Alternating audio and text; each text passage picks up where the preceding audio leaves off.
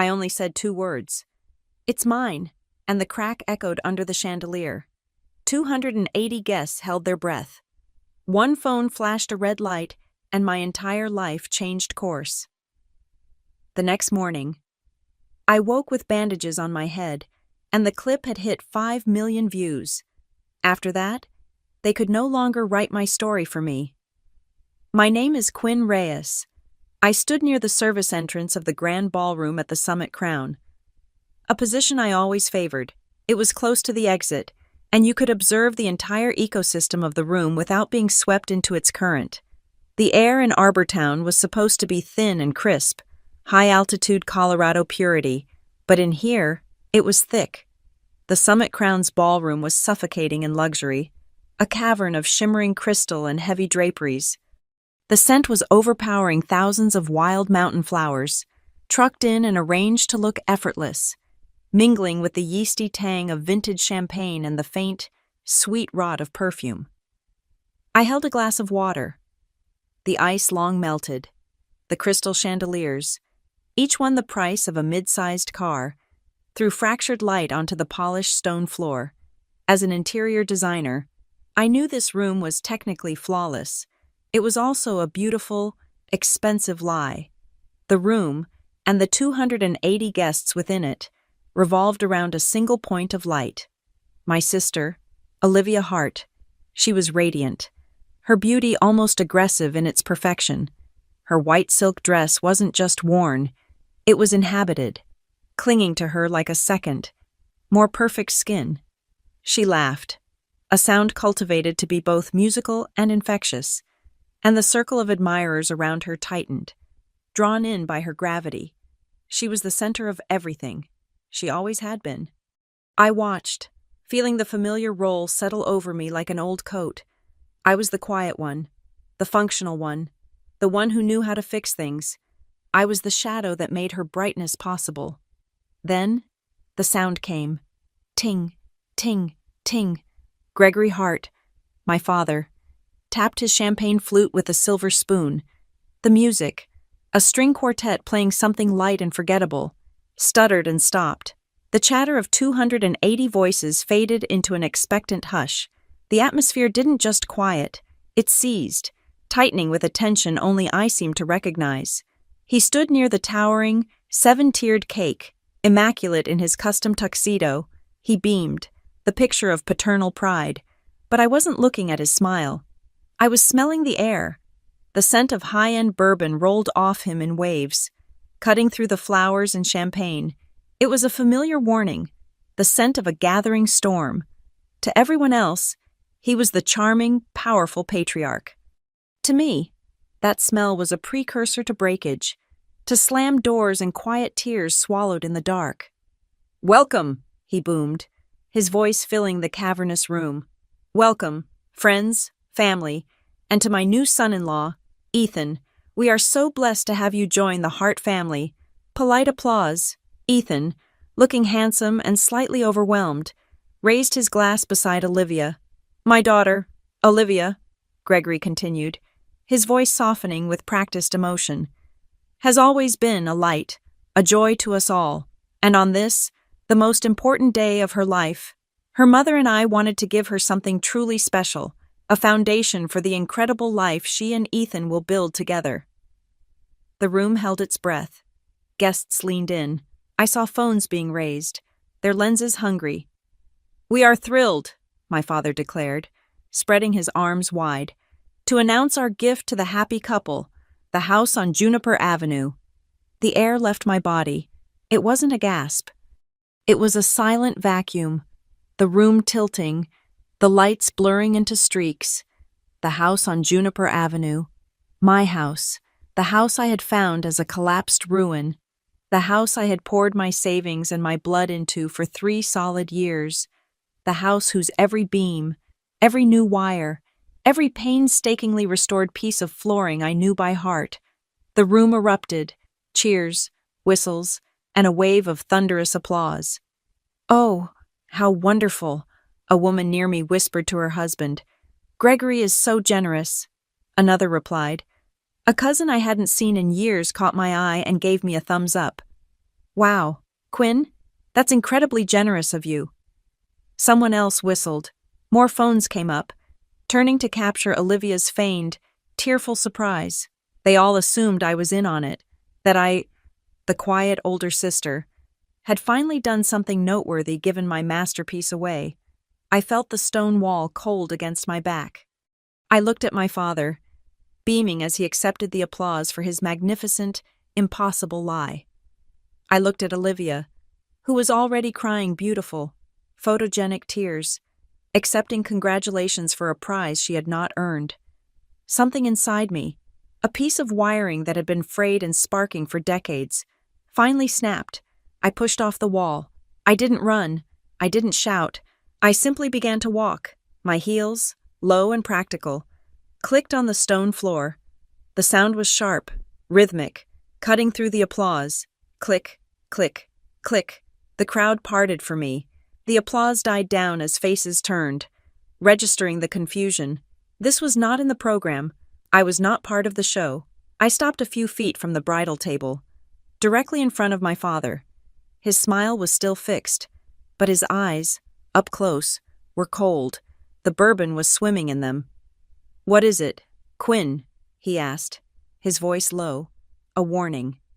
"Come to congratulate your sister." I looked at him.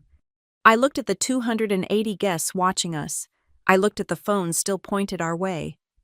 "That's a lie," I said. My voice was clear. It didn't shake. It carried.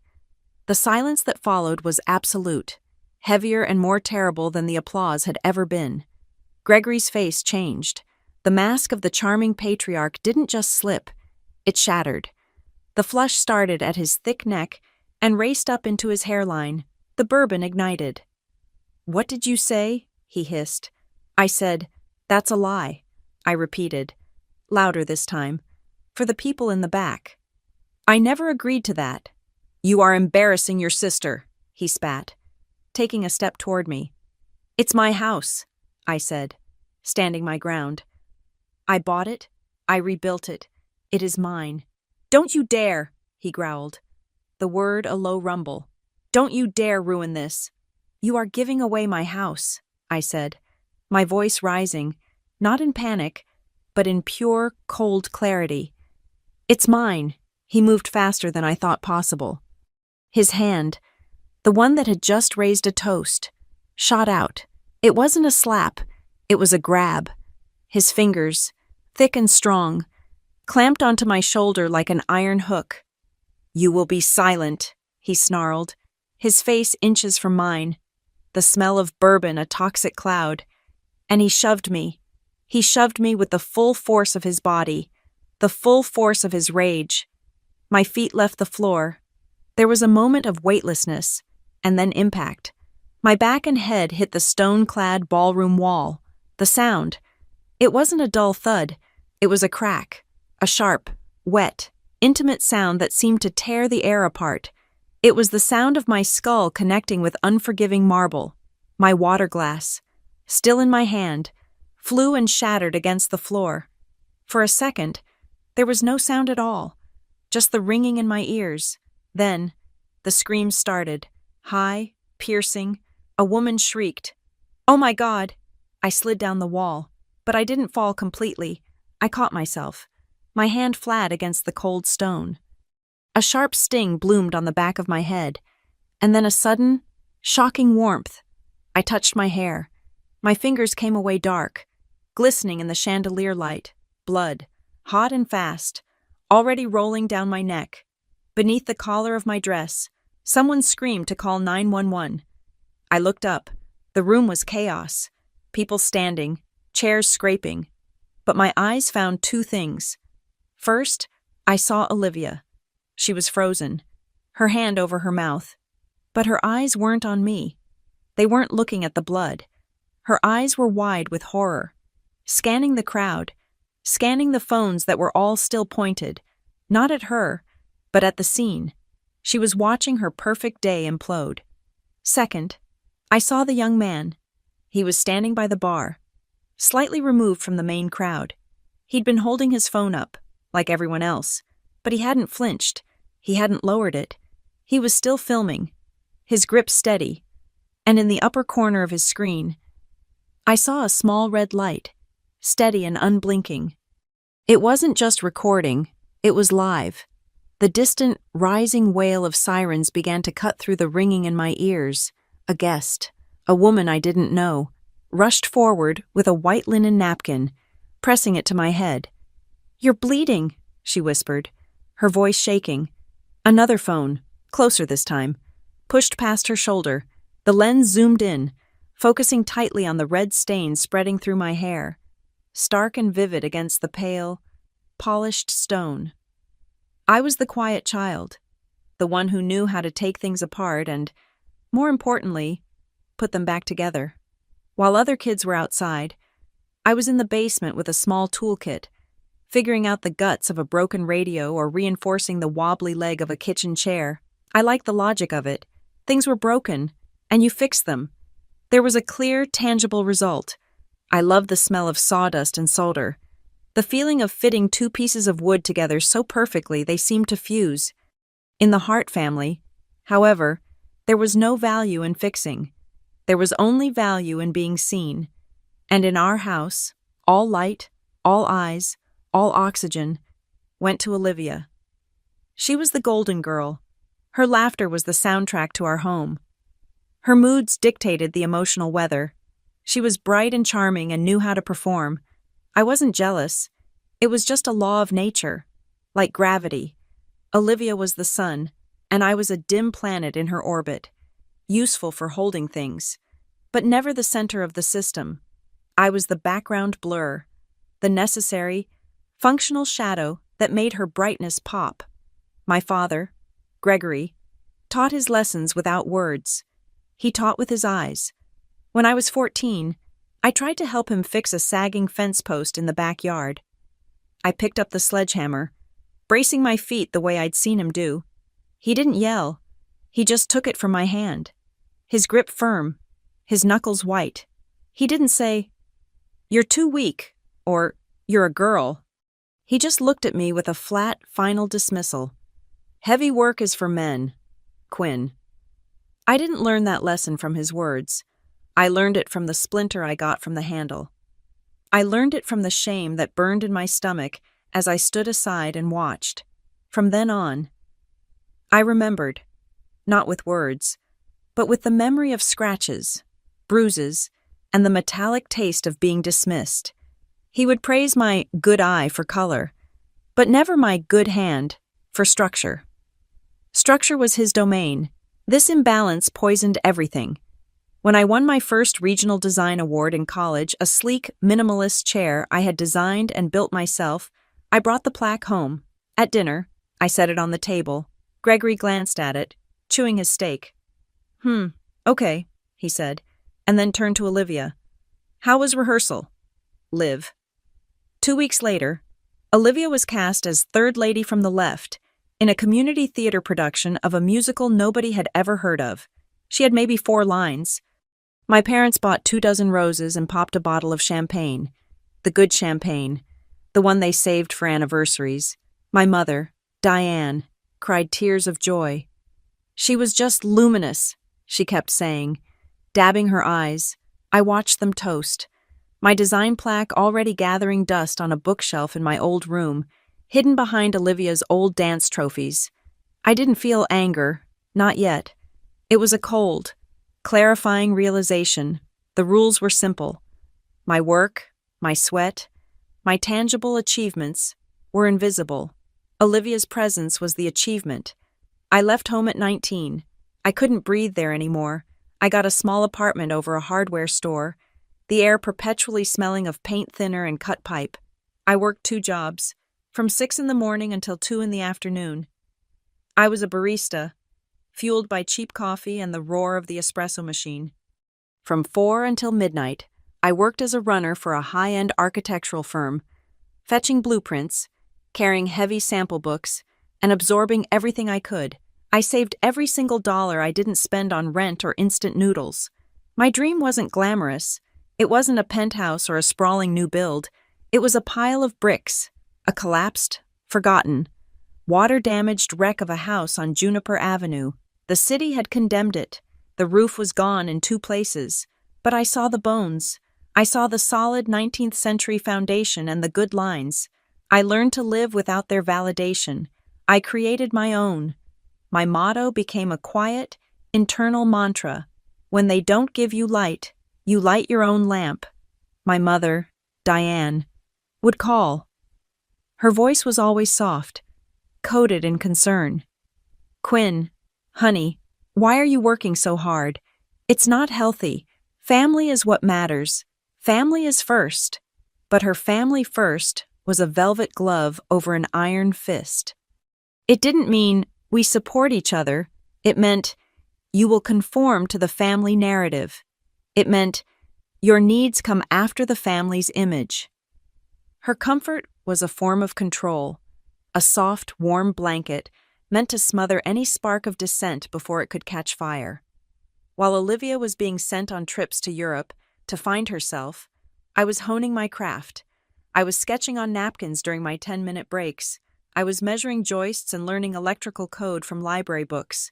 I salvaged materials, pulling perfect, old-growth timber from demolition sites, begging for leftover tile from construction crews. My nights smelled of pine, wood glue, and primer. My hands were perpetually calloused, my nails broken. A thin layer of drywall dust permanently settled in the creases of my skin. In those years of solitary work, I learned something vital. Prolonged silence isn't peace. It's just a scream that has been swallowed. It sits in your chest, a dense, heavy thing, waiting.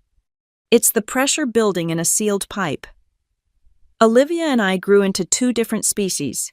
She learned how to receive. It was her primary skill. She accepted praise, gifts, attention, and opportunities with a graceful, practiced ease, as if it were her birthright. I learned how to do without. I learned how to build, to earn, to create from nothing, to be self-sufficient. I learned how not to need. This asymmetry wasn't just a quirk. It became a habit, and that habit became the premise for the tragedy that was waiting for us. Every family gathering, Thanksgiving, Christmas, Easter was a performance. It was a stage play. Olivia was the star, accepting applause for her new job, her new boyfriend, her new haircut. I was the stagehand. I was the one who arrived early to help my mother cook, the one who fixed the rattling air conditioner, the one who cleaned up the wrapping paper and stacked the dishes afterward. They needed my function, but they ignored my form. I finished the house. The day I installed the final piece of trim, I stood in the living room, and I knew I had done it. I had built something they couldn't touch. Or so I thought. I had built a fortress of my own making, a testament to my own hands. I had taken a ruin and given it life. I had made something real and solid and true, in a world that had only ever offered me a supporting role in a fantasy. I decided, standing there in the quiet of my own creation, that I would build something they could not co-opt, something they could not give away, something that was so intrinsically mine it would break them if they tried to take it. I was wrong.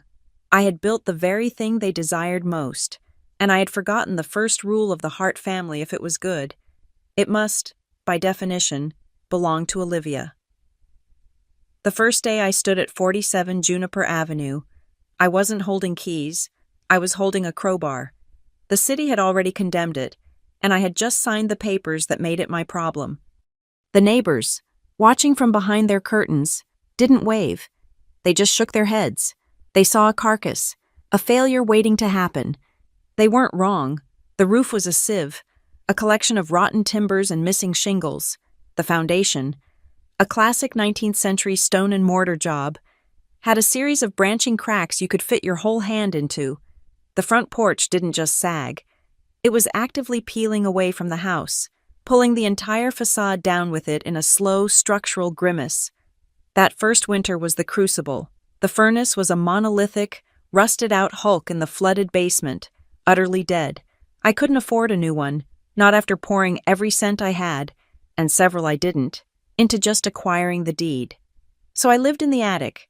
It was the only part of the house with a semi-intact roof, a small, triangular space under the eaves.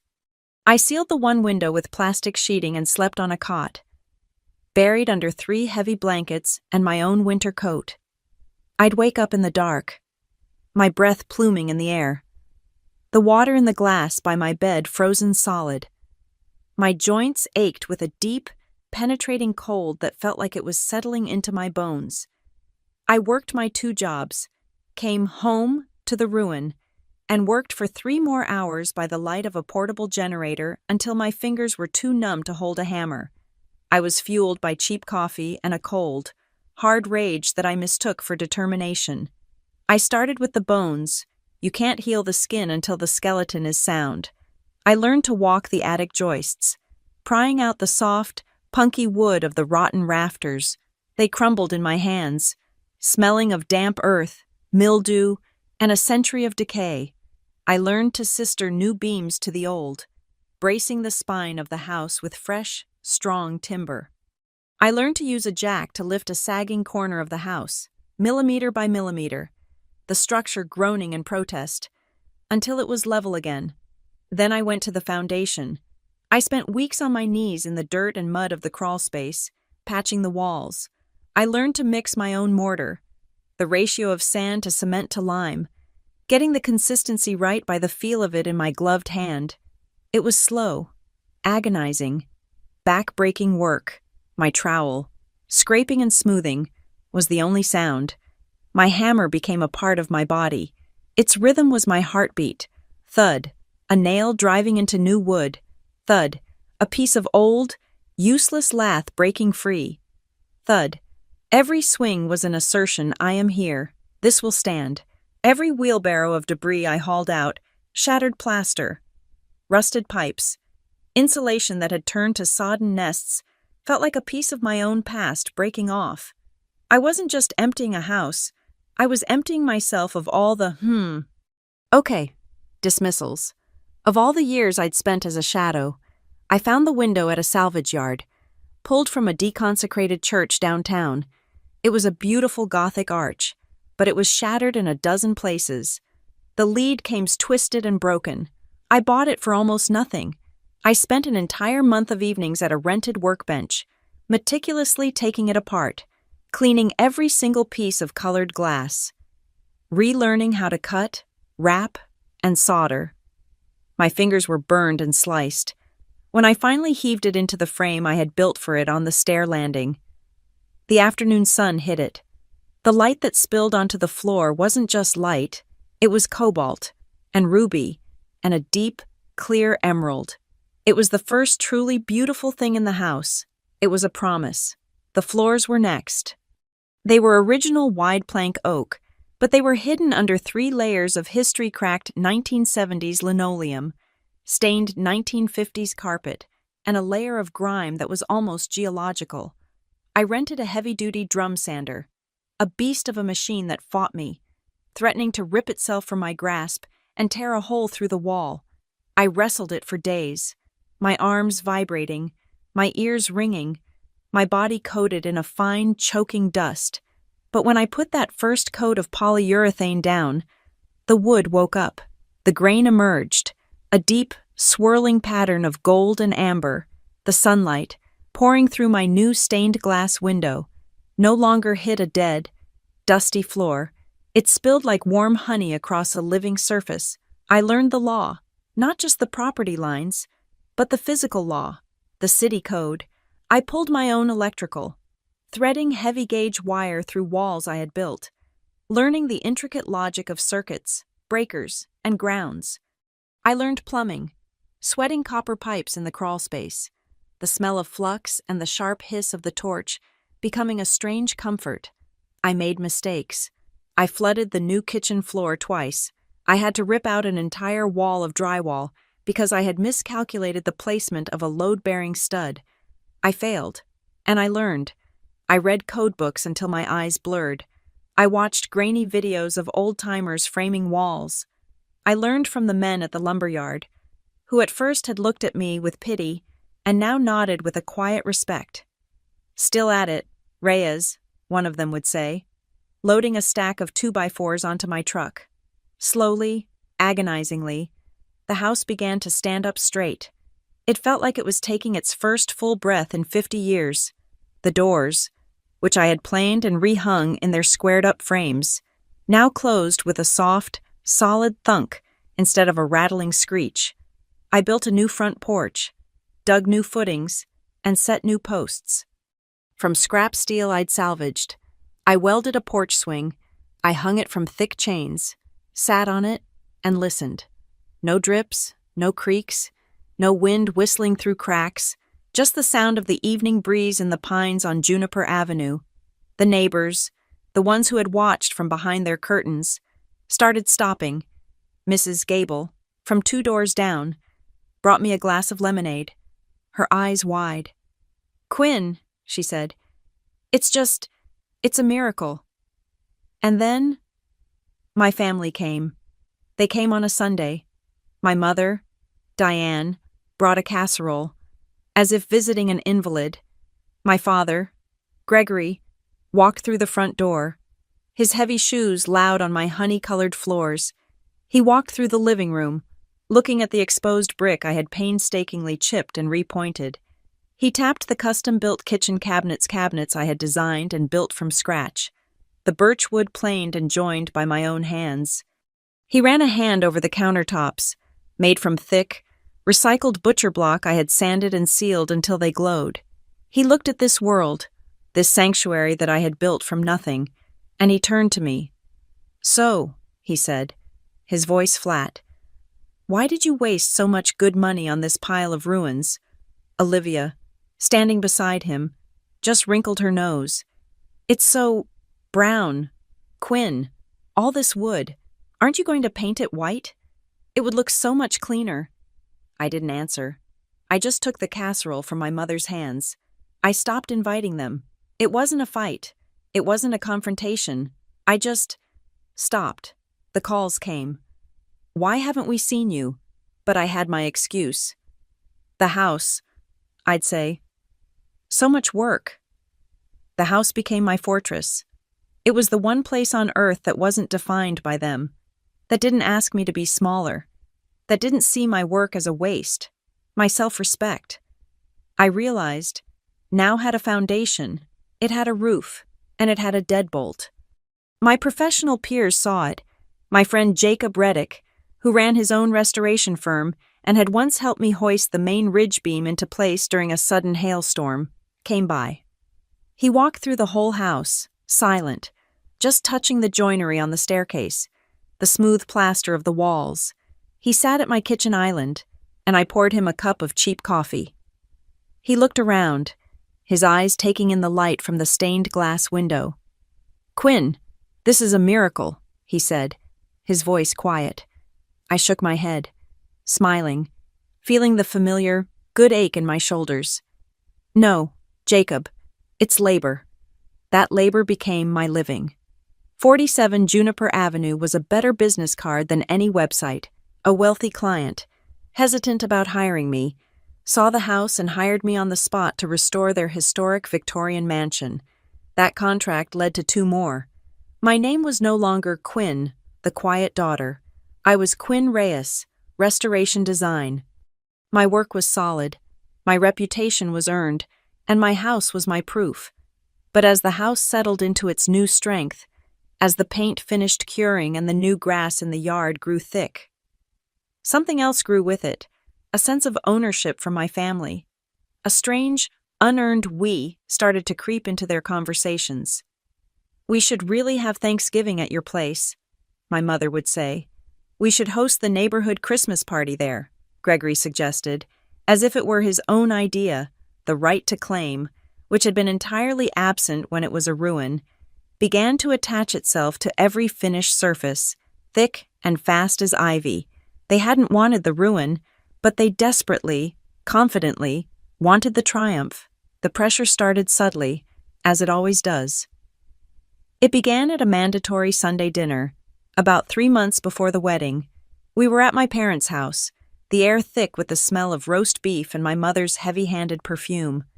Gregory, my father, was carving the meat, a little drunk already. The bourbon had been appearing earlier and earlier in the afternoons, a dark tide rising with the wedding preparations. So, Quinn, he said, not looking at me, his focus on the joint of beef. Olivia and Ethan are going to need a proper place to start a family. They'll need room for the kids. I sipped my water. I'm sure they'll find a lovely place. He paused the knife. You've got that big house all to yourself. Seems like a lot of space for one person. It wasn't a question. It was a probe, a soft insertion of an idea. My mother, Diane, chimed in immediately, her voice syrupy. A family home is such a blessing, isn't it? It's a legacy, something to be shared. She passed the gravy, her smile fixed and bright. We've always believed in keeping the family close. Melted butter on poison ivy, legacy, and shared were her preferred weapons. They were words that sounded like generosity, but were shaped like a cage. Then Olivia, my sister, giggled. She was picking at her salad, her new engagement ring flashing under the dining room chandelier. It's true, Quinn, we were just talking about it. That lovely south-facing room you use for your drafting, it gets the best light. It would be just perfect for a nursery. I put my fork down. The click of silver on porcelain was loud in the sudden quiet. They all looked at me, an expectant, smiling tribunal. This was the moment. The performance was supposed to begin. I was supposed to blush, to demur, and then to graciously offer up the fruits of my 3 years of labor. That's my studio, I said, my voice even. And that's my house. It's not available. The smiles flickered. Olivia pouted, a practiced look of disappointment she had perfected at age 5. My father's jaw tightened, and he went back to sawing at the beef. My mother's face went smooth and blank, her most dangerous expression. Well, she said, forcing a laugh, let's not talk about it now. More potatoes. Gregory. But the seed was planted. The shift had begun. In the weeks that followed, the language changed. Asking became assuming. If became when. My father's casual probes hardened into declarations. He'd call me, his voice already thick with an afternoon buzz. I was talking to Ethan's father. I mentioned the Juniper House. They're very impressed. He wasn't telling me. He was informing me of a decision he'd already marketed. When I reiterated my boundary, Dad, the house is not part of the wedding present. His voice turned to gravel. Don't be selfish. Quinn, this is for your sister. This is for the family. Selfish. The word he had always used to hammer me back into line. The word that meant you have something I want. The real escalation came on a Tuesday. I was on site at a client's project, a complicated Victorian restoration. My phone buzzed. It was a notification from my doorbell camera. I opened the app. I saw my front porch, my porch swing, the one I had welded, and standing on it, laughing, was Olivia. Beside her was her fiancé, Ethan Price. She was pointing at my front door, talking. He was nodding. Then, she reached into her purse and pulled out a small, colored booklet, paint swatches. I watched, my blood turning to ice, as she held them up against my front door. The deep forest green I had custom mixed. She was testing new colors. I called her. She answered on the third ring, her voice bright and breezy. Hey, Quinn. We were just in the neighborhood. Get off my porch. Olivia. What? Don't be silly. We were just looking at paint colors for the... She paused. You know, for the house. Ethan thinks this green is a little gloomy. I was thinking maybe a nice, cheerful yellow. You are trespassing, I said, my voice dangerously quiet. You and Ethan need to leave, now. Oh, stop being so dramatic, she scoffed. We're just planning. Honestly, Ethan doesn't know why I'm being so nice about this. He says you're just being difficult. She turned to him, and I could hear her muffled voice through the phone's speaker. She's being difficult. I have your keys. Live, I said. A lie. The ones Mom and Dad copied without my permission. I'm changing the locks this afternoon. You have 10 seconds before I call the police. The laugh died in her throat. You wouldn't... Try me. I heard her hiss something to Ethan. The camera feed showed them scrambling off the porch, their faces a mask of indignation. A moment later, My phone buzzed with a text from her. "You're ruining everything. But it doesn't matter. You'll give it up eventually. You always do." I drove to the hardware store and bought 3 new, high-grade deadbolts. I spent the evening installing them, my drill biting into the solid oak frames I had built. I felt like I was barricading myself in. That night, I couldn't sleep. The house felt different, violated. Every creak of the old wood settling was a footstep. Around 2 in the morning, I heard it, a distinct sound from the new front porch, a footstep on the board I had just replaced. I sat up in bed, my heart hammering against my ribs. I grabbed my phone and opened the camera app. The feed was dark, just the faint blue glow of the camera's own ring light. But it had caught the motion. It was probably just a deer or a raccoon. But as I watched, a shadow moved at the edge of the frame. Near the steps. Someone had been there. The camera's blue light flashed. A silent, digital heartbeat in the dark. I sat there until dawn, holding my phone, every lock in the house engaged. The final piece clicked into place 2 days later. A text message from my mother. It arrived at breakfast, innocent and bright. "Just confirming you're coming to the final dress fitting on Saturday. So excited, P.S. Please, honey, whatever you're feeling, don't make a scene on Olivia's big day. It would just destroy her. Family first. Don't make a scene." I put the phone down on my butcher block counter. The coffee in my mug was cold, and I understood. It wasn't a request. It was a threat. They weren't going to have this fight with me in private, where I could show them the deed, the receipts, the calluses on my hands. They wouldn't risk a fight they might lose. They were going to do it in public, at the wedding, in front of 280 witnesses. They were going to announce it as a grand gesture, a beautiful surprise, and box me in. They were going to use my love for my sister, my fear of public humiliation, and my lifelong training in family first as a weapon to silence me. They would make me the villain if I said no. I would be the selfish one who ruined everything. I looked at my mother's text. "Don't make a scene." They were counting on it. They were counting on my silence. The silence they had cultivated in me my entire life. A new kind of anger, cold and sharp as a chisel, settled in my stomach. They had mistaken my silence for weakness. They thought that because I had swallowed their dismissals for 30 years, I had no throat left to scream. I opened my laptop. I created a new, encrypted folder. I scanned my original deed of sale. I scanned the paid-in-full property tax records for the past 3 years, all in my name. I scanned the invoices for the lumber, the new electrical panel, the copper piping, the roofing shingles, the drywall, thousands of dollars, all from my business account. I created a digital fortress, a meticulous archive of every single brick I had paid for and every hour I had worked. I emailed the entire file to my personal private account with a timestamp. Then I picked up my phone. I didn't call my parents. I didn't call Olivia. I called Jacob Reddick. He picked up on the second ring, his voice calm over the sound of a distant sander. "Quinn, what's wrong?" He could always tell. I told him everything. The dinner, the paint swatches, the text message. He was silent for a moment. The sander in the background stopped. "So," he said, "they're going to try and steal your house in front of a live studio audience." "That's the plan," I said. "Okay," he said. He wasn't emotional. He was structural. Just like me. "Okay, you have the deed, the receipts, the invoices. You have the electronic trail. Good. You're prepared. But Quinn—" "I know," I said. "People like your father," Jacob said, his voice heavy. "The men who are used to writing the rules. They don't stop just because you say no. They don't hear no. They just hear a challenge. If they push, we build a legal wall, and we make it so high they can't climb it."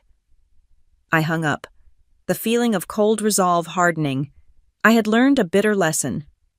Those accustomed to absolute power do not surrender it gracefully. They do not stop when you ask. They only stop when they hit a barrier they cannot break. I was going to the wedding.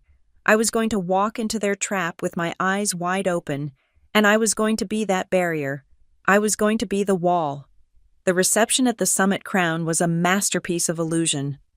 The grand ballroom was a sea of white carpets and mountain wildflowers, thousands of them, their sweet, cloying scent mixing with the smell of expensive wine and roasted lamb. People laughed, their voices bright and brittle under the blaze of the crystal chandeliers. I had chosen a simple navy sheath dress, the color of a deep bruise. It was functional, understated, and easy to move in. As I had planned, I found my place near the main service entrance, a familiar position in the shadows, my back to a cold pillar, holding a simple glass of water. I watched the room, a designer assessing a faulty structure, waiting for the inevitable collapse. At precisely 8 o'clock, the sound I had been waiting for cut through the manufactured joy. Ting, ting, ting. Gregory Hart, my father, stood at the head table, tapping a silver spoon against his champagne flute. The string quartet faded out. The laughter and chatter died, replaced by the rustle of 280 people turning in their seats. He beamed, his face flushed with bourbon and success.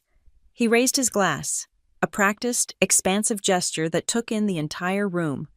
"Friends, family," his voice boomed, amplified by the microphone, rolling over every table, silencing every whisper. "My beautiful daughter, Olivia, and my new son, Ethan. What a day! What a perfect day!" Polite applause.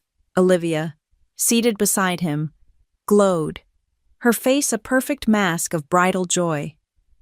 "A day like this," he continued, "a day this important, deserves a foundation, a real foundation." He paused for effect, his showman's timing impeccable. "And so, it is my incredible honor to announce a gift, a truly special gift, from our family to theirs, a gift from her older sister." He turned and gestured, not to me, but to the space where I should have been, near their table. "Quinn, my other wonderful daughter, has decided, in an act of incredible generosity, to gift her beautiful restored home on Juniper Avenue to her sister and new husband." The room exploded. It wasn't just applause, it was a roar, whistles, cheers, people leaping to their feet. "Bravo!" someone shouted. "How generous!" a woman cried out, dabbing her eye. They were applauding a lie, a grand, beautiful performance of theft. I looked at my father, who was bathing in the sound, his arm outstretched, accepting congratulations for a generosity that was not his. I saw Olivia, who had perfected her look of stunned, tearful gratitude, as if this was the first she was hearing of it. She and Ethan were hugging. This was it, the public trap.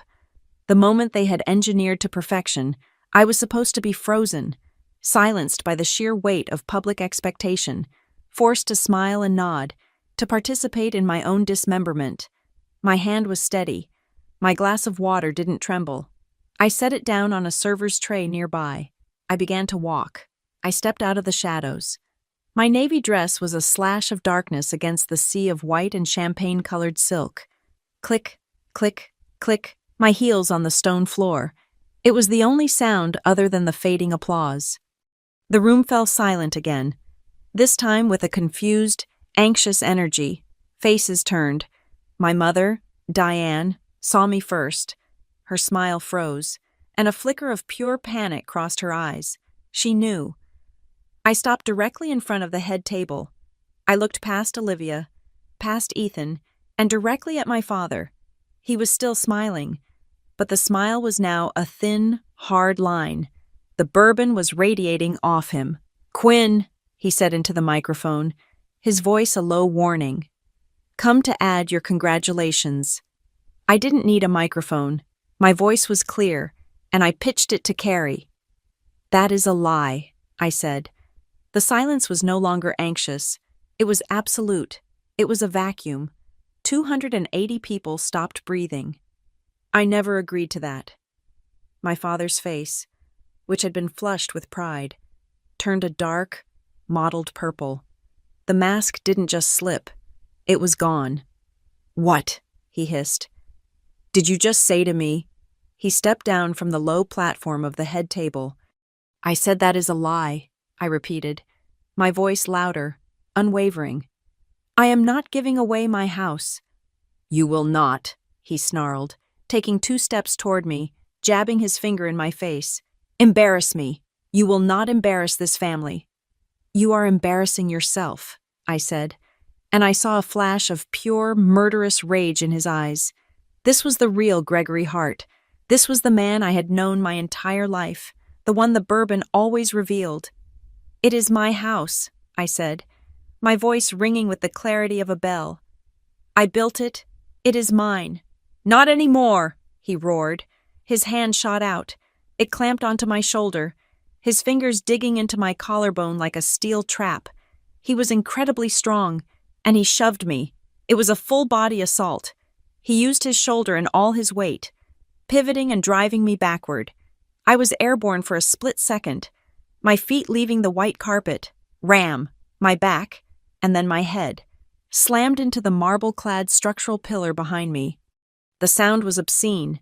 It was a wet, heavy crack that echoed through the ballroom, louder than his voice, louder than the applause. It was the sound of bone hitting stone.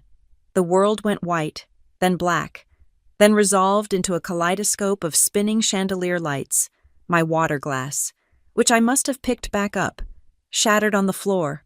Screams, not one, but a dozen, high-pitched, horrified.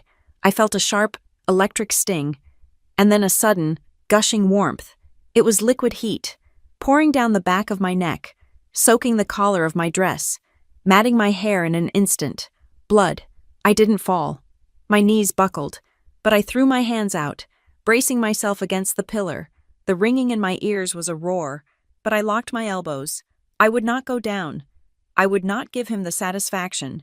I straightened my spine, my head throbbing in a way that scared me. I turned my head and looked at him. My eyes were clear. I did not blink. I did not look away. He stood there, panting, his tuxedo jacket askew, his hands still raised, frozen in the follow-through of his assault. He was staring, not at me, but at the blood. I saw Olivia move. She stood up, her white dress a blur. She took a step toward me, but she didn't rush to help. She didn't look at my head. Her hand flew to her mouth, her eyes wide with a practiced, theatrical horror. She was looking at the guests. She was looking at the audience. She was still performing. Her perfect day was ruined, and that was the real tragedy. She wasn't my sister. She was a co-star in my father's production. "Oh my God," a man shouted from a nearby table. "Call 911. He slammed her into the wall." "He hit her," a woman shrieked, her voice cracking. "Trisha, call 911. Now." I looked past my father, past the frozen, horrified bridal party. My eyes found the young man at the bar. He was still there. He hadn't moved, and his phone was still up, held high, his grip rock steady. He was capturing it all. The shove, the impact, the screams, the blood matting in my hair, and in the top corner of his phone screen, the small, red, rectangular icon glowed. It didn't just say rec, it said live. My blood dripped from my hair onto the floor. It was dark, almost black against the polished white stone. Drip, drip, drip. Each drop was a punctuation mark. Each drop was a signature, a new boundary line, drawn in an ink they could not erase. I saw other phones, a dozen, 20, all reflecting the same scene from different angles, all pointed at my father, at me, at the blood on the white stone, in the distance, faint but growing. I heard the sound I knew would be coming, the rising, two-tone wail of sirens, cutting through the thin Arbortown air. Gregory finally snapped out of it. He looked around, his eyes wide and panicked. Seeing the phones, hearing the sirens, he saw his world dissolving. He tried to fix it. He tried to rewrite the script. It was an accident, he stammered, holding his hands up, palms out. She slipped. She's just overwrought. It was a simple accident. But his voice, which had boomed with such authority just 2 minutes before, was now thin and weak. No one was listening. No one was looking at him with anything but horror. No one believed him. The lie was finally, irrevocably, broken. The world snapped back into focus under the harsh, humming glare of fluorescent lights, the chaotic symphony of the ballroom, the screams, the shattering glass. The sirens was replaced by the sterile quiet of the hospital. The air smelled of antiseptic, bleach, and the faint, bitter scent of burned coffee from a machine down the hall. A doctor, his eyes kind but exhausted, was finishing his work. "Well, it's a clean laceration," he said, his voice muffled by his mask. "But it went right to the bone. We're putting in 7 staples." He paused, looking at my chart. "You also have a mild concussion, Ms. Reyes. You were right on the edge of blacking out. Someone hit you." "My father," I said. My voice sounded strange, distant. "He shoved me into a wall." The doctor just nodded, his eyes saying he'd heard stranger things, but not many. "We're required to report this. You know." "I know," I said. "Where are the police officers?" "Waiting outside," he said, applying the final piece of tape. "You're all set, but we need to keep you for observation for at least a few hours. A nurse will be in." I was left alone in the cubicle. The thin curtain pulled shut. My head was a universe of dull, pounding pain. My navy dress was stiffening at the collar, crusty with my own dried blood. My phone, which a paramedic had retrieved from the floor and shoved into my purse, began to buzz. It didn't just buzz once, it vibrated continuously, a frantic, insistent shaking on the bedside table, as if it were trying to escape. A nurse bustled in, checking the monitor I was hooked up to. She glanced at the phone, which was lighting up, buzzing like a trapped wasp. "You're popular," she said, with a tight, nervous smile. Then she looked at my face, really looked at me, her eyes widening in recognition. "Oh my God," she whispered. You're her, the woman from the wedding." I stared at her. "What?" She fumbled for her own phone in her pocket. It's everywhere. My daughter just sent it to me." She held her screen up to me. It was a video, already grainy from being copied and reshared. It was the young man from the bar. His angle. It showed my father's toast. It showed me walking forward. It showed the entire, brutal sequence, the close-up on my face, the argument, the hand clamping my shoulder, the shove, the sickening, resonant crack as my head hit the stone pillar, the screams. It was all there. "It went live," she said, her voice awed. Look at the views." I squinted at the number at the bottom of the screen. It wasn't 5,000. It wasn't 50,000. It was 5 million. 5 million views. Overnight. "My God," she said, scrolling. The hashtags, Summit Crown Slam, Heartless, Justice for Quinn. She looked at me. Her professional veneer gone, replaced by something else. Pity, or perhaps just shock. "Honey, the whole world saw what he did to you." The buzzing on my own phone finally stopped, only to immediately start again. The police came in next. 2 officers, a man and a woman. Their faces were grim. They had none of the doctor's clinical detachment. They looked angry. "Ms. Reyes," the female officer, Officer Klemper, said, "We've already taken preliminary statements at the hotel. We have, at last count, 34 cell phone videos, plus the live stream, and the Summit Crown is fully cooperating. They have overhead security footage of the entire incident." She closed her notebook. "We have multiple clear-angle videos of a felony assault. The evidence is, to be blunt, overwhelming. We already have your father, Gregory Hart, detained." She looked at me, her expression softening for a fraction of a second. "I have to ask the official question. Do you wish to press charges?" I thought of my father's hand. I thought of the bourbon on his breath. I thought of the word selfish. I thought of the stained glass window in my house, the one I had built with my own hands. I thought of the crack echoing in the ballroom. There was no hesitation. There was no internal debate. The person who might have wavered, the girl trained to put family first, had died on that ballroom floor. "Yes," I said. Absolutely. Officer Klemper nodded. A sharp, satisfied gesture. Good. We'll need a full statement when you're ready. I was discharged at dawn, the sky a pale, bruised gray, as I walked out, staples itching in my scalp and a prescription for pain medication in my hand. I saw him, Jacob Reddick. He was leaning against his truck, which was parked in the ambulance bay. He wasn't wearing his work flannel or dusty jeans. He was wearing a dark gray suit and a pressed white shirt. It was the suit he wore to meet with bank presidents and city council members. He looked solid, like a load-bearing wall. He didn't rush over. He didn't offer a hug or a word of pity. He just opened the passenger door for me. I got in. He walked around, got into the driver's seat, and for a moment, we just sat in the quiet of the truck, the engine humming. How's the head? He asked. Stapled, I said. Okay, he nodded. He put the truck in gear. I've already made the call. Her name is Monica Vale, Vale North. She's a litigator, the best in Arbortown. She handles complex property disputes and corporate malfeasance. Seem to me you've got a foot in both worlds now. Thank you, Jacob, I said, the words feeling small. We start with the documents. Quinn, he said, pulling out of the hospital lot. We go to your house. We gather the deed, the tax records, every receipt. We build the fortress. Then we let Monica go to war. Monica Vale's office was the opposite of my house, where I had warm wood and reclaimed brick.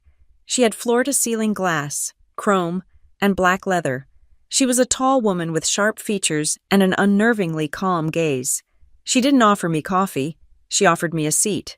Jacob laid out the file, the deed, the tax records, the digital archive of receipts. She looked through it, her speed belying her thoroughness. She spent less than 10 minutes reviewing 3 years of my life. She closed the file. The house is yours, legally. It's ironclad. This isn't a property dispute. It's a criminal matter with a property motive. Our first move is defensive. She spun to her computer. I'm filing an emergency restraining order against Gregory Hart, Diane Hart, and Olivia Hart, barring them from coming within 500 feet of you or 47 Juniper Avenue. I'm also filing a temporary injunction against any transfer of title and notifying the county recorder. As of 10 o'clock this morning, that house is in legal lockdown. He couldn't sell it or leverage it if he tried. She turned back to me. Second, we build the offensive case. I need every threat, every piece of coercion, the text messages from your sister, the phone calls from your father, the dinner where they suggested you give them the house. How did you know about that? It's a classic playbook, she said, without a trace of a smile. From this moment on, you are an evidence locker. You do not speak to your family, not by phone, not by text, not in person. Any communication they send you, you screenshot, you save, and you forward to my office. We are building a timeline of premeditated intent to defraud, which culminated in a violent assault when you refused. Is that clear? Yes, I said. It was the clearest thing in the world. The first test came that afternoon. My phone, which I'd charged, lit up with a voicemail. My mother, Diane, I played it on speaker for Monica. Her voice was a wreck, full of tears and pleading. Quinn, darling, please, what are you doing? You have to stop this. You've called the police. You're pressing charges, Quinn. He's your father. He loves you. You're destroying this family. You're destroying your sister's life. This is a mistake. Call it off. Honey, please, call it off. Family is first. I looked at Monica. Her face was impassive. Do you hear what she's doing? Monica asked, her voice cold. She's begging, I said, my stomach twisting. No, Monica corrected. She is not apologizing. She is not asking if you are okay. She is making his actions your responsibility. She is using guilt to coerce you into dropping a felony charge. This is not a plea. This is a control tactic. Save the audio file. Send it to me. Label it Coercion Attempt 1. An hour later, a text came through. Olivia. My wedding is ruined. My life is ruined. Ethan is horrified. His parents are talking about annulling the marriage. This is all your fault. I hope you're happy. I stared at the words. My fault. I remembered her face in the ballroom, her eyes scanning the crowd, performing her horror for the guests instead of looking at my bleeding head. My fingers moved over the keyboard. I didn't hesitate. I didn't cry. I just stated a fact. This is my life. I hit send. Monica, meanwhile, was preparing our public stance. The video is viral, she said. The narrative is already on your side, but it's volatile. We need to control it. She drafted a short, concise press release and sent it to every major news outlet in the state. Ms. Quinn Reyes is recovering from injuries sustained in an assault at the Summit Crown. She is cooperating fully with the Arbortown Police Department in their ongoing investigation. We will not be commenting further on the criminal matter. All inquiries regarding the undisputed ownership and title of the property at 47 Juniper Avenue may be directed to the law firm of Vale North. She had done it. In 2 sentences, she had legally bound the assault to the property dispute. She took Gregory's lie, a generous gift, and turned it into the motive for a crime. The first domino fell before the 6 o'clock news.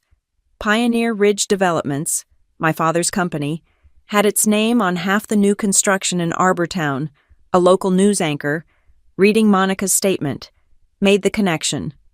Sources say the alleged assault occurred after a dispute over a valuable property Gregory Hart had publicly, and perhaps falsely, announced he was giving away. An hour later, the main sponsor for the new Pioneer Ridge downtown plaza, a major bank, issued a statement. We are deeply disturbed by the events at the Summit Crown and are reevaluating our financial commitment. The phone in Monica's office rang. It was the general manager of the Summit Crown. He was appalled. He was devastated this had happened. He was voluntarily and fully cooperating with the police. And, he added, their high-definition overhead security cameras, the ones that covered the entire ballroom, had captured the incident from start to finish. They were sending the digital master file to the police and a copy to Vale North, free of charge. Monica hung up the phone. We now have the assault from God's point of view, a perfect, unobstructed, high-definition view. She looked at me, the first hint of something other than cool professionalism in her eyes.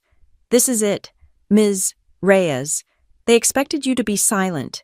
They expected you to go to the hospital, cry, and then take your mother's phone call and put family first. They never, in a million years, expected you to hire me. She tapped her tablet, bringing up the trending hashtags.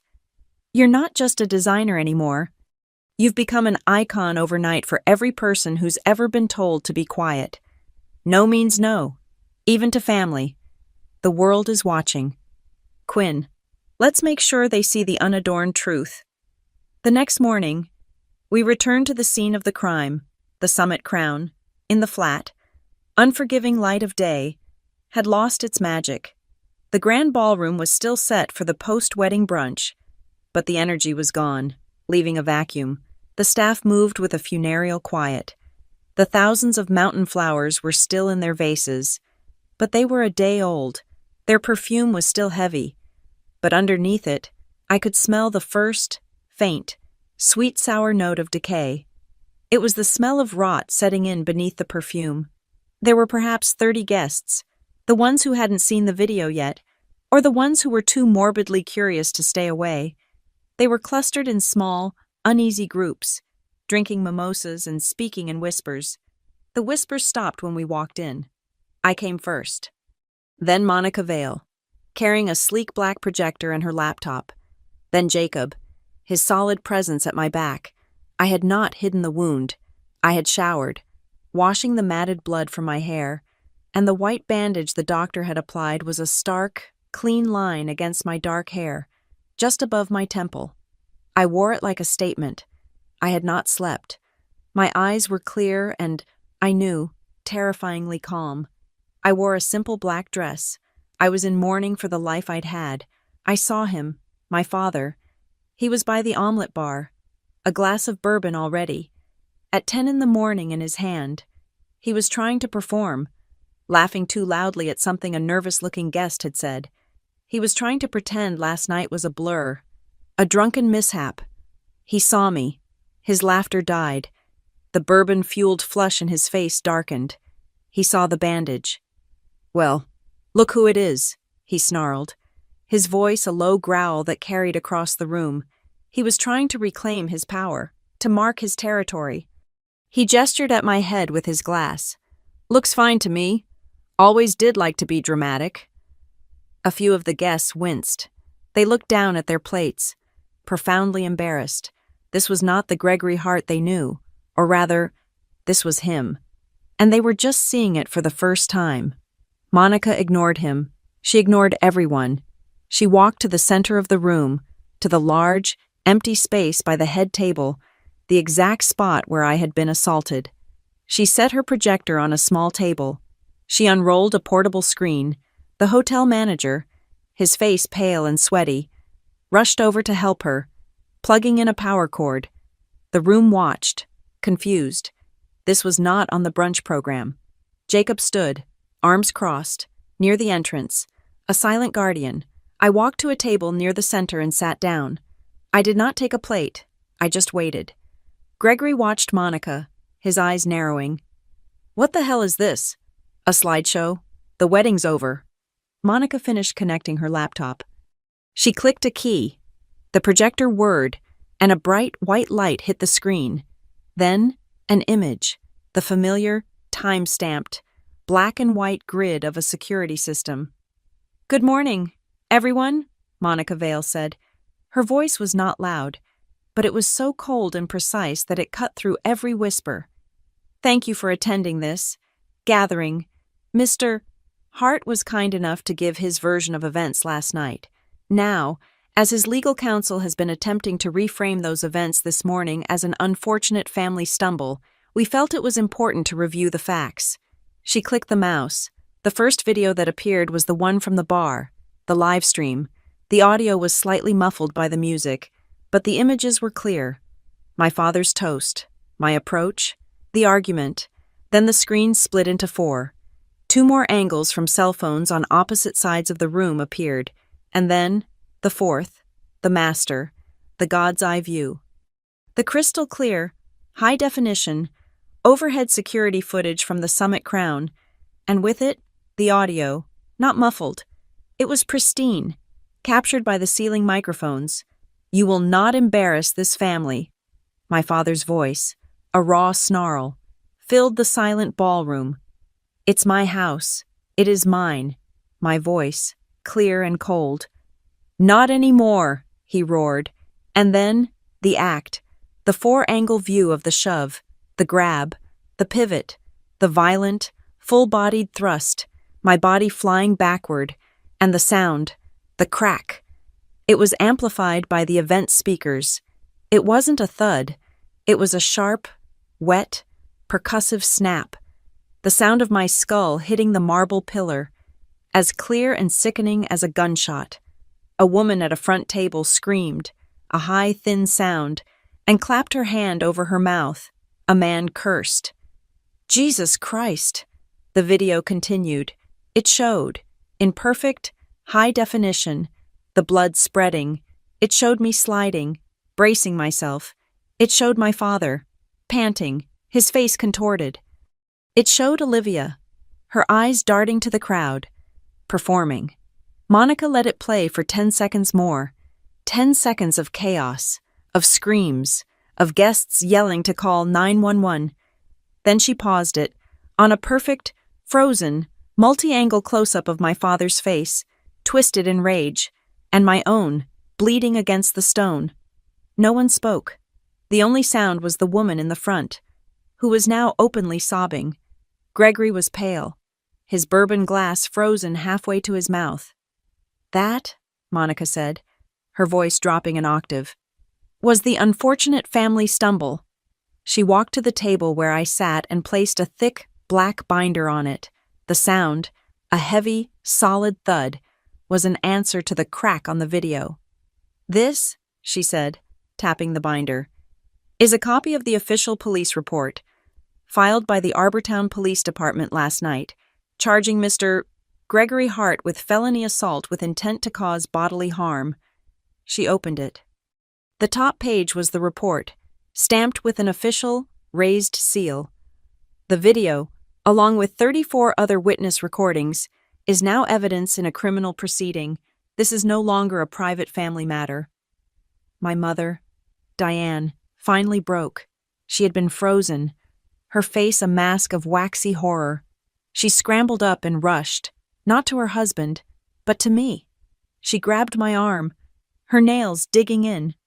"Quinn," she hissed, her voice a desperate, frantic whisper.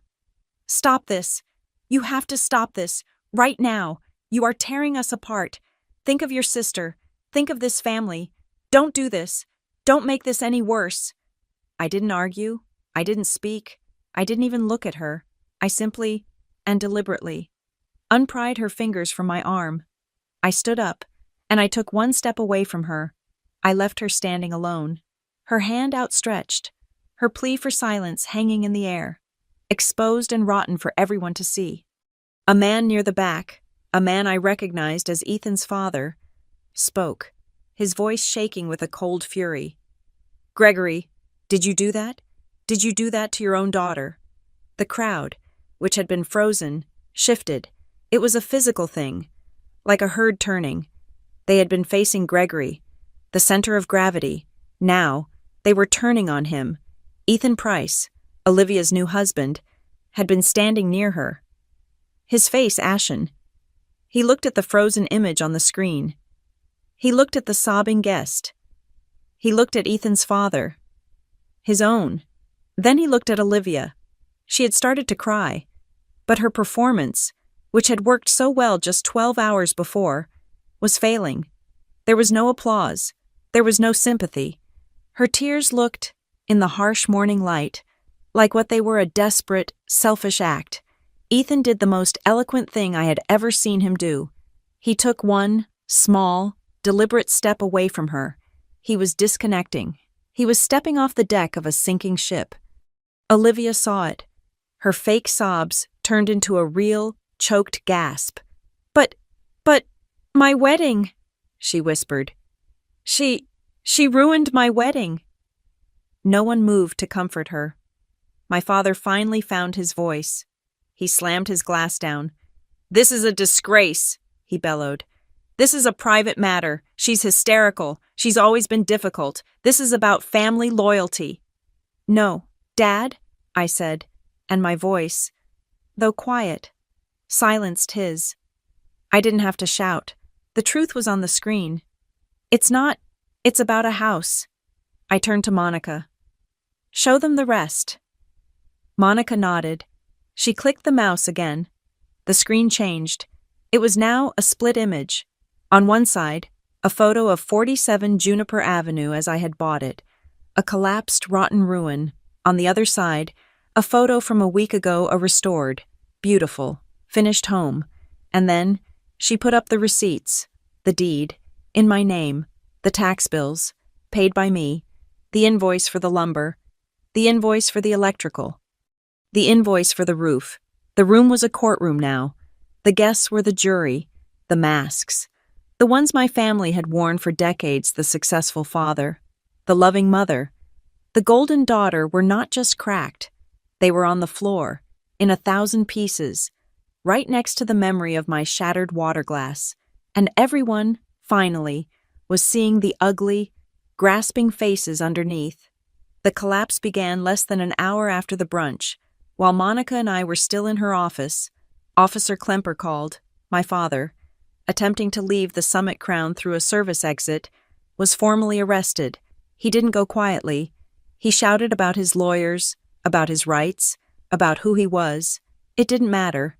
The local news, alerted by a hotel employee, was waiting.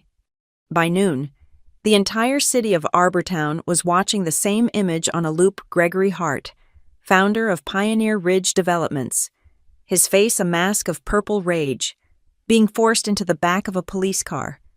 His hands cuffed behind his back. He made bail by 3 o'clock.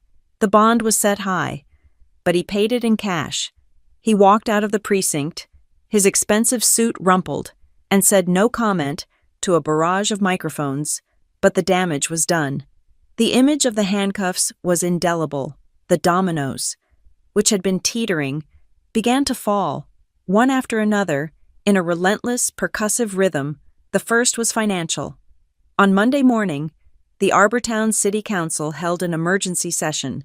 Pioneer Ridge Developments was the primary contractor on 3 major urban renewal projects, funded by city bonds. By 10 a.m., the council had voted unanimously to suspend all 3 contracts, pending a moral and financial review.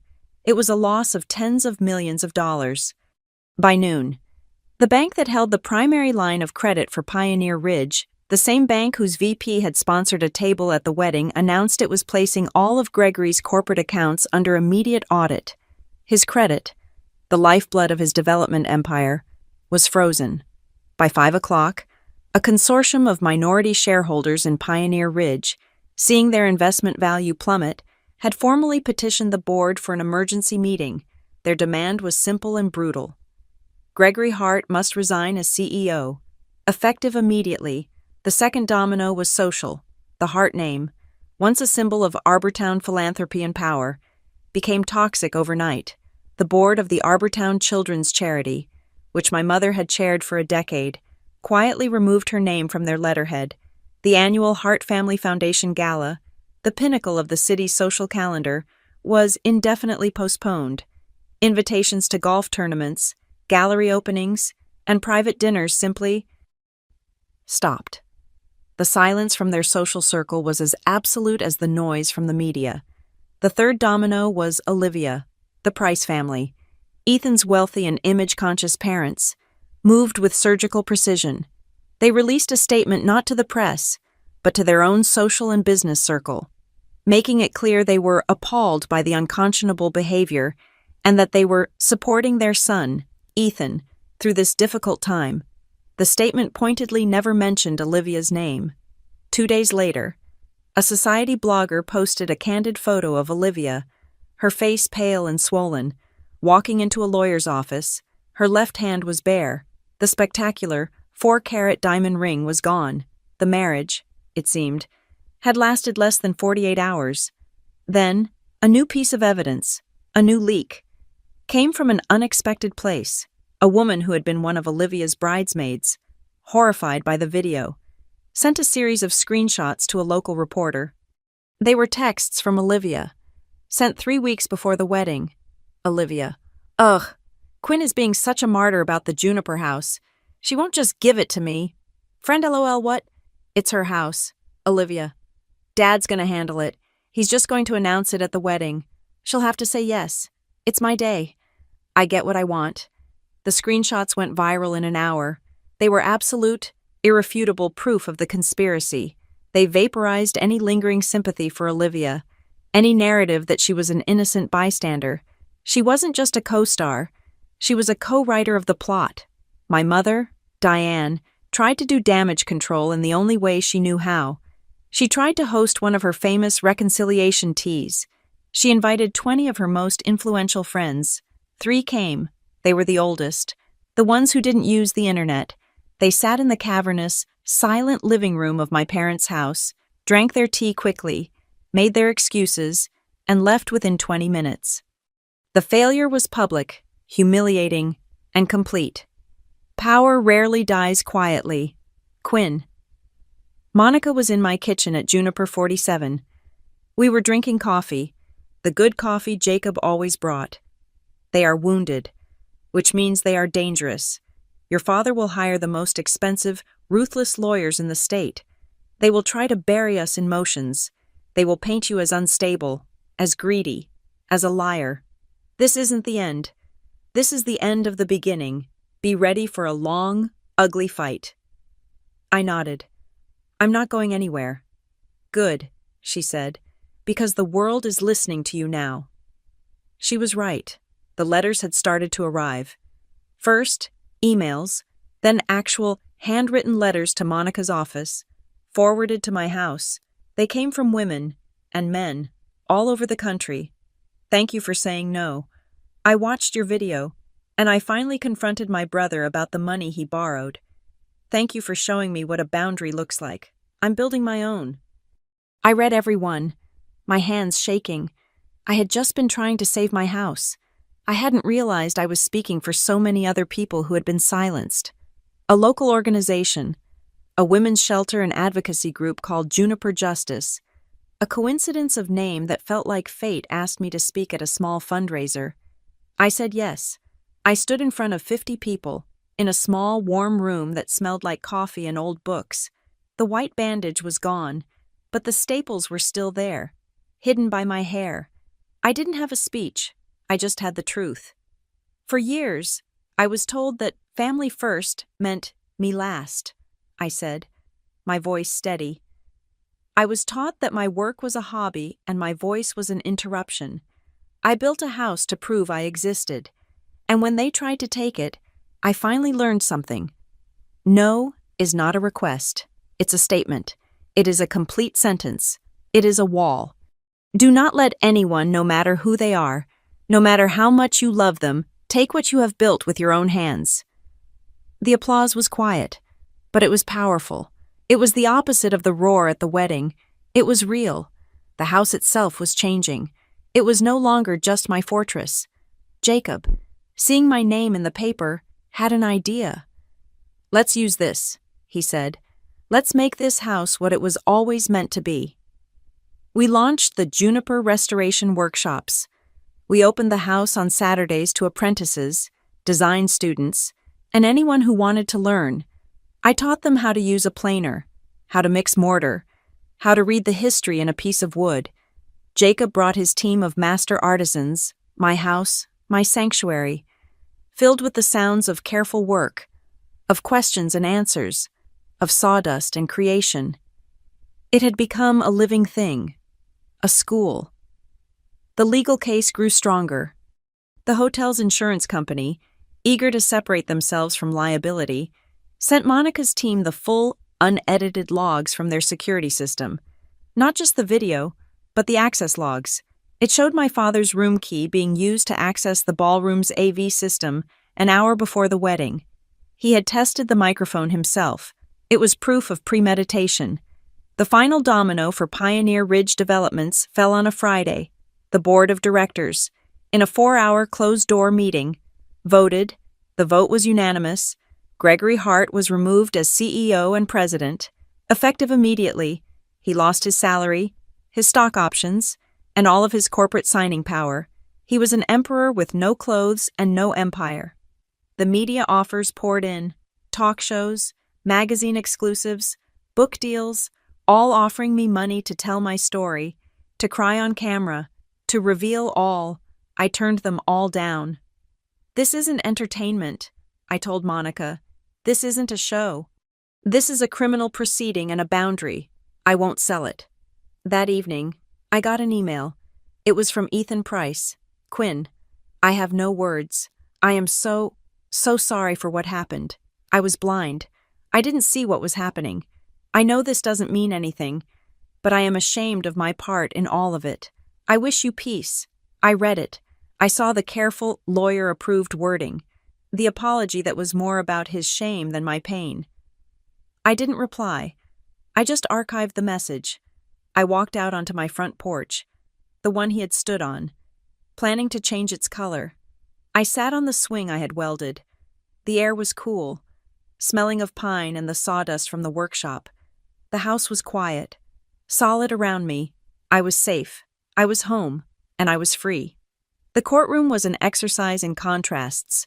The wood paneling was dark, almost black, stained by a century of serious, heavy decisions. The light was not the warm glow of a chandelier. It was the flat, humming, clinical white of fluorescent tubes. The air smelled of old paper, floor wax, and the metallic tang of stale coffee. I sat at the prosecution table, beside the assistant district attorney. Monica Vale sat directly behind me, her files in a neat stack on her lap. Behind her sat Jacob, his broad shoulders filling the bench, his hands clasped in front of him. He was not fidgeting. He was as still and solid as the foundation of my house, across the aisle. Gregory sat with his new legal team, 3 men in identical dark blue suits, their faces expensive and impassive. My father looked diminished. The bourbon flush was gone, replaced by a gray, papery pallor. His eyes were sunk deep in his head. In the gallery, 2 rows behind him, sat my mother. Diane was wearing a muted beige suit, the color of a waiting room. She stared at the back of her husband's head, her hands clutching a purse in her lap.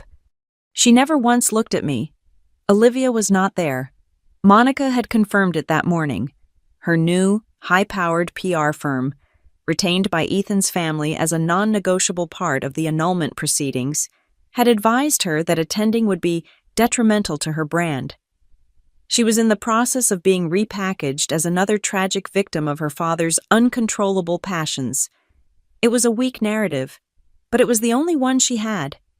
"The prosecution calls its first witness," the DA said, her voice clear and high. "The video?" The courtroom lights dimmed. A large white screen descended from a recess in the ceiling. A bailiff hit a switch. The ballroom appeared, bright and clear. The sound of the string quartet filled the hushed courtroom. Then, ting, ting, ting, Gregory's voice, the one I had heard my entire life, boomed from the speakers, a gift from her older sister. I watched myself walk forward, a small figure in a navy dress, moving against the tide of applause. "That is a lie. I never agreed to that," my father's snarl. "You will not embarrass this family. It is mine. Not anymore." And then, the sound, the crack. In the dead, amplified silence of the courtroom. It was a violation. It was a gunshot. A woman in the jury box. A librarian I recognized from the city branch. Flinched so hard she almost dropped her pen. A man in the back row let out an involuntary, choked sound. The judge, his face a mask, just stared at the screen. No one had tried to mute the audio. The sound was the evidence. The video played on. The screams, the chaos, the close-up of my father's face, contorted with rage, and then his sudden, panicked pivot. It was an accident. She slipped. The DA clicked the remote. The image froze. The lights came up. The jury was silent, but their faces were set. They had seen the truth. The rest of the trial was just a formality, a drawing of lines to connect the dots. The DA built her case with meticulous, minimalist precision. First, the ER doctor. He was clear, factual. He presented my medical file. Laceration to the occipital bone, 7 staples, mild concussion, significant contusions to the right shoulder blade and thoracic spine, consistent with a high velocity, forced impact against a non-yielding surface, such as a stone wall. Gregory's expensive lawyer tried to cross-examine. "Doctor, you noted the smell of alcohol on my client at the hotel. Did you not?" "I was not treating your client," the doctor said, his voice flat. "But in your estimation, was this an act of drunken passion, a celebratory gesture gone wrong?" The doctor looked at him over his glasses. "In my estimation, the patient's injuries were not the result of a gesture. They were the result of a violent assault." Next, the witnesses, the young man who had live-streamed, his hands shaking slightly as he held the microphone. The hotel manager, who confirmed the authenticity of the high-definition overhead footage. The woman from the brunch who had cried. Each one confirmed the timeline. He made an announcement. She calmly refuted it.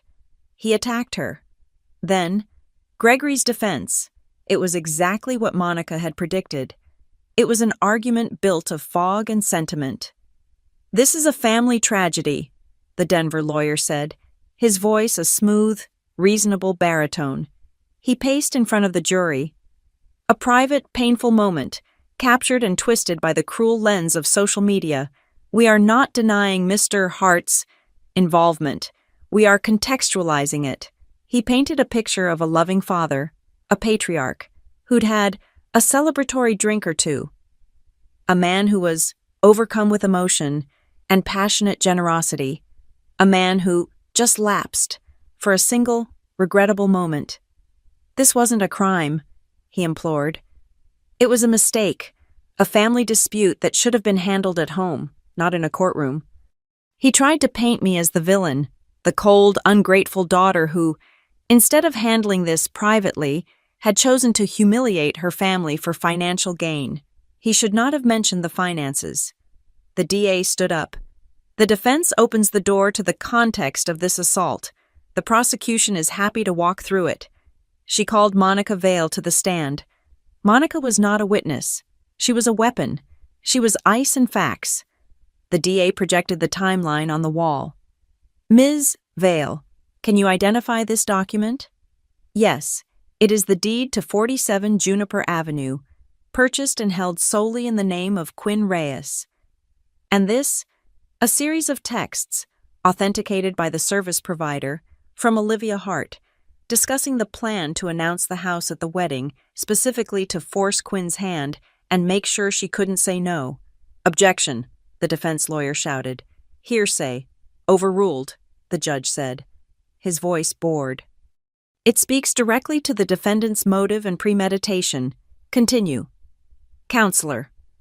The timeline was brutal. The loving father was a co-conspirator.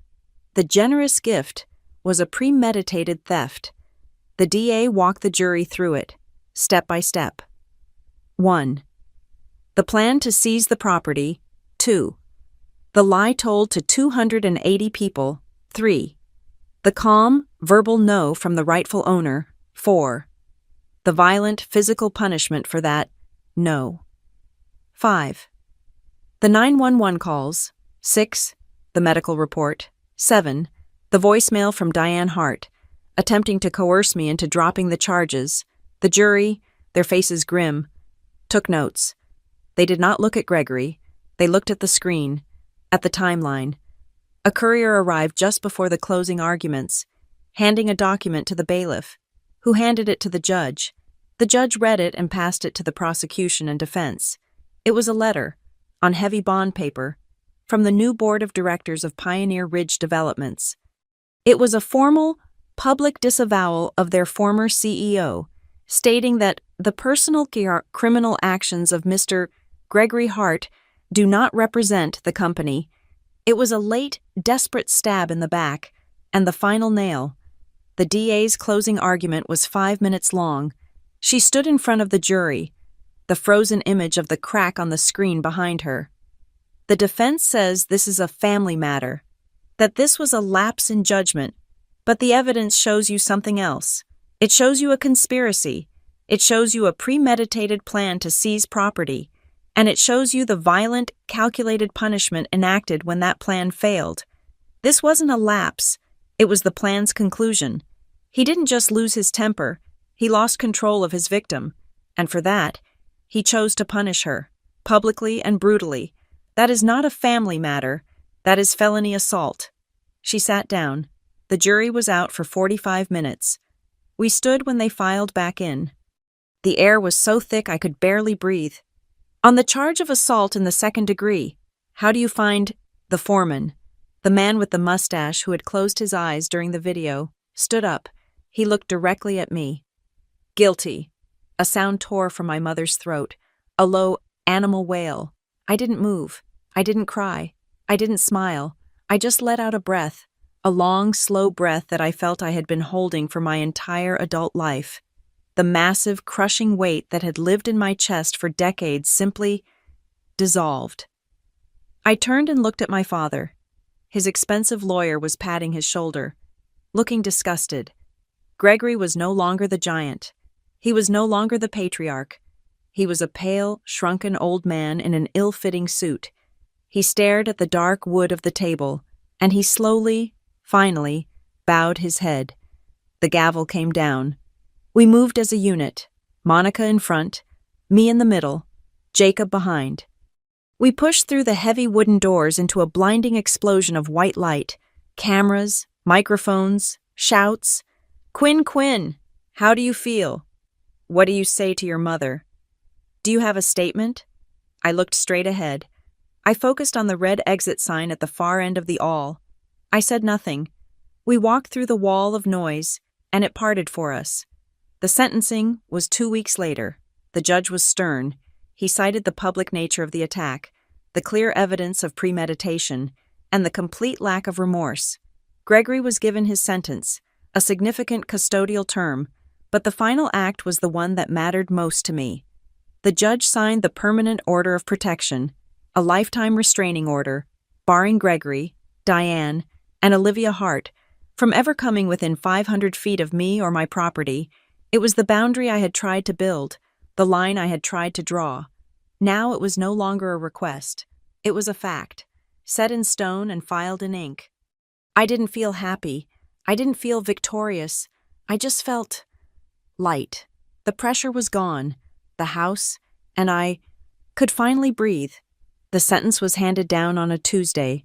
The judge, citing the overwhelming video evidence and the clear intent to both defraud and intimidate, gave Gregory a sentence that matched the severity of the crime. It was real. It was custodial. The whispers in the courtroom, the frantic energy of the press, it all just settled.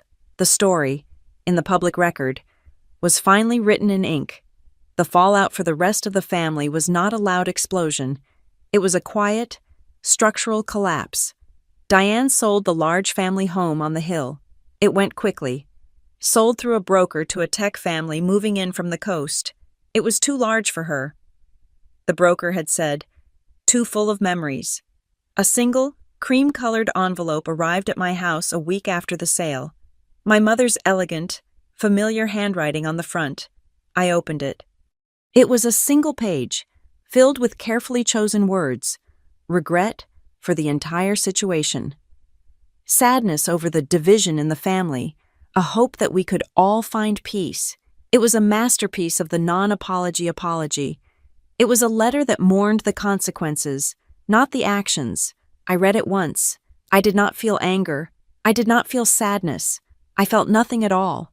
I folded it and put it in a drawer in my workshop. It was just paper. Olivia left town. Jacob mentioned he had heard it through a supplier. She had moved back east. Somewhere no one knew her name. There was no farewell party. No one saw her off. She just vanished, like a performer who had missed her cue and exited to an empty stage. That night, I sat on my front porch at 47 Juniper Avenue. The sun was setting, a deep, bruised purple and gold over the mountains. The air was cool and smelled of pine. I sat on the porch swing, the one I had welded from scrap steel, and let my feet push it gently back and forth. The chains made a soft, rhythmic cree-cree. It was not a squeak of rust or decay. It was the sound of a well-designed joint, moving exactly as it was intended to. It was the quiet, steady heartbeat of a house that was sound, a house that was finally at peace. The following Saturday, I opened my front door. The living room, which Olivia had once dismissed as too brown, was full of light and motion. The first Juniper Restoration Workshop was in session. 6 students, a mix of young apprentices and older homeowners, were gathered around a salvaged 19th century window frame. "Look at the joinery," I said, running my fingers over a mortise and tenon joint. "This isn't nailed, it's locked. The person who built this, 140 years ago, intended it to last. Our job isn't to replace it. Our job is to respect it, to stabilize it, to help it continue its story." They leaned in, touching the wood, their faces full of concentration and discovery. My house, which had been my fortress, was now a school. It was breathing again, filled not with tension, but with the scent of sawdust and the sound of quiet, focused work. On the wall of my studio, the south-facing room that was perfect for a nursery, I had hung 3 things. They were in simple, black frames. The first was a single, crumpled, stain-splattered invoice for lumber. My very first purchase for the house. The second was a dark, grainy photograph I had taken on that first day, showing the collapsed roof and the waterlogged floors. The third was a clean, crisp blueprint, my own hand-drafted plan. With the title I had written in the corner block, Juniper Rises. It was my own history, my own archive of facts. Jacob stopped by that afternoon, just as the students were packing up. He brought 2 cups of coffee, and we stood at the massive butcher block island in the kitchen. He unrolled a set of fresh blueprints on the counter, his own drafting lines clean and confident. "I've been thinking," Quinn, he said, tapping the drawing. The workshops are incredible, but what if we made it permanent, the ground floor? We could turn it into a community space, a rotating gallery for local artisans, a public classroom for the preservation trades. I looked at the drawing. He had reimagined my living room, not as a fortress, but as an open, welcoming, public space, a place to share the work. I walked away from the counter, coffee in hand. I went to the main staircase.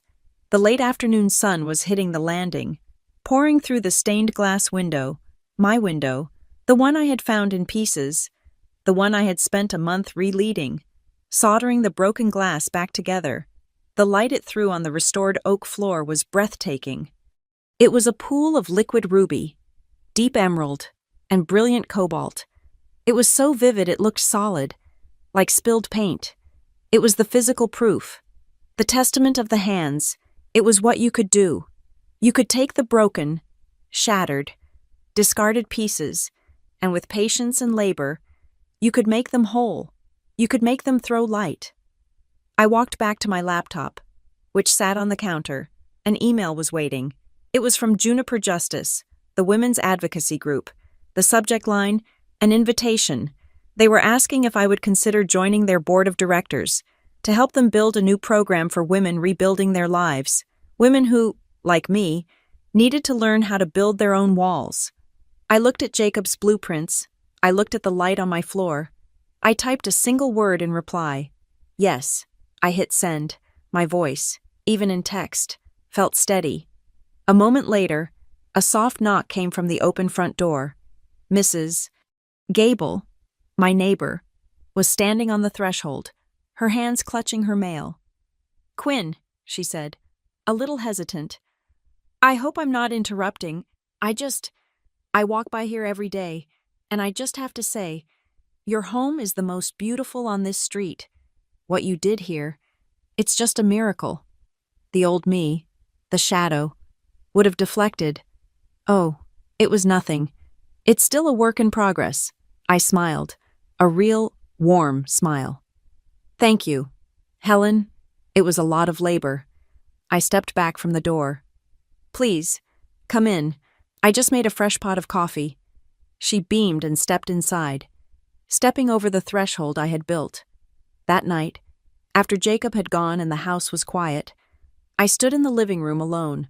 I walked over to the main wall, the one by the staircase, and I pressed my hand flat against the oak planks. They were warm from the last of the sun. I could feel the solid, steady strength of the studs behind the plaster, the foundation under the floor. "Nobody can take what you've built," I whispered. It wasn't an affirmation. It wasn't a hope. It was just a statement of fact. There was one last thing to do. The final piece of the restoration. I went to my workshop and picked up my drill. I grabbed a small rectangular object from my workbench. I walked out onto the front porch. The air was cool. The sky a deep, star-filled indigo. I held the object up against the main porch beam, the one I had set myself. It was a small brass plaque, custom ordered.